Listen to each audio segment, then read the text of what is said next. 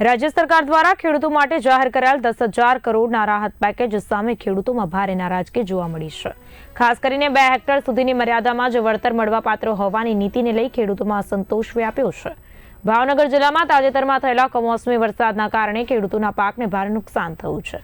ખેડૂતોના જણાવ્યા અનુસાર 1 હેક્ટર દીઠ અંદાજે 1 લાખથી વધુ ખર્ચ થઈ ચૂક્યો છે, જ્યારે સરકાર દ્વારા માત્ર 22,000 પ્રતિ હેક્ટર રાહત આપવાની જાહેરાત કરાઈ। ખેડૂતોનો દાવો છે કે ખેતી ખર્ચ અને નુકસાન વચ્ચે તફાવત છે। સરકાર દ્વારા 2 હેક્ટર સુધીની મર્યાદા રાખવાથી મોટાભાગના ખેડૂતોને પૂરતું વળતર મળતું નથી, જેના કારણે આર્થિક તંગી અને માનસિક તણાવ વધી રહ્યો છે। ત્યારે હેક્ટર દીઠ વળતર વધારવામાં આવે અને નુકસાનના પ્રમાણમાં સહાય આપવામાં આવે તેવી માંગ ઉઠી છે। સાથે સૌરાષ્ટ્રના તમામ ખેડૂતોનો તમામ પાક તબાહ થઈ ગયો એવી અમારે અઠવાડિયા સુધી માથાકૂટ હાલતી છે। ત્યારે સરકારને ક્યાંક ને ક્યાંક ઝૂકવું પડે એવી લાગે।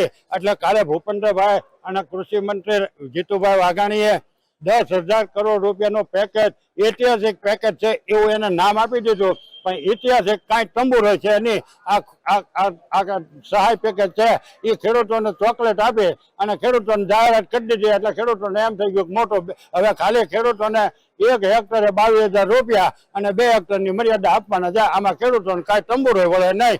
આ ખેડૂતોને છેતરવાની વાત છે। મત લેવા સારું લોલીપોપ એને આપેલો છે કિસાન પ્રમુખોને બધાને કે ખેડૂત આગેવાનોને બધાને, અને આ ડબલ એન્જિનની સરકાર કોંગ્રેસ કે ભાજપ કોઈ વસ્તુ કાંઈ કરવાની નથી।